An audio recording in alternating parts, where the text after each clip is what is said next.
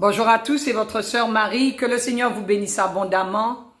Au nom de Jésus-Christ de Nazareth. Amen. J'espère que tout le monde se porte bien dans le nom précieux de Jésus-Christ de Nazareth. Amen.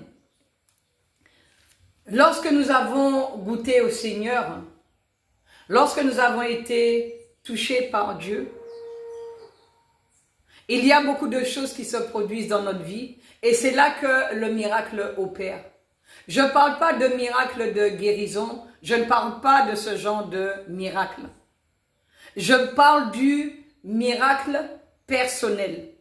Je parle de la transformation de la personne. Je parle de ce que Dieu fait dans la vie de quelqu'un lorsque la personne a goûté que le Seigneur est bon, lorsque la personne a touché à Dieu. C'est quelque chose de tellement formidable, c'est quelque chose de tellement miraculeux qu'on a même du mal à l'expliquer.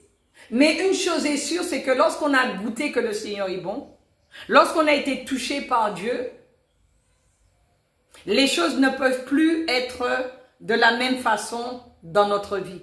On ne peut plus avoir les mêmes désirs, on ne peut plus avoir les mêmes envies, on ne peut plus avoir envie de faire ce que nous faisions autrefois.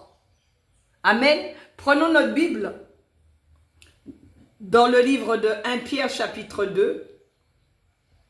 À partir du verset 1, il est écrit « Rejetant donc toute malice et toute ruse, la dissimulation, l'envie et toute médisance, désirez comme des enfants nouveau-nés le lait spirituel et pur, afin que par lui vous croissiez pour le salut, si vous avez goûté que le Seigneur est bon. » Amen. Voilà ce qui se passe dans notre vie lorsqu'on goûte que le Seigneur est bon. Personne ne peut avoir goûté au Seigneur et rester le même.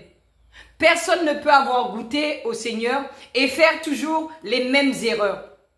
Amen. Sinon, nous n'avons pas goûté au Seigneur. Personne ne peut avoir goûté au Seigneur et vouloir retourner dans le monde, et vouloir retourner dans le passé, et vouloir retourner en arrière et faire ce qu'on faisait autrefois. Amen.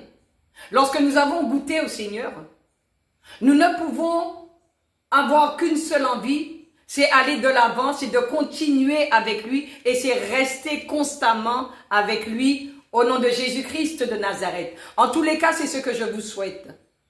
Au nom de Jésus. Amen. Que le Seigneur vous fasse beaucoup de bien. À vous et à votre famille.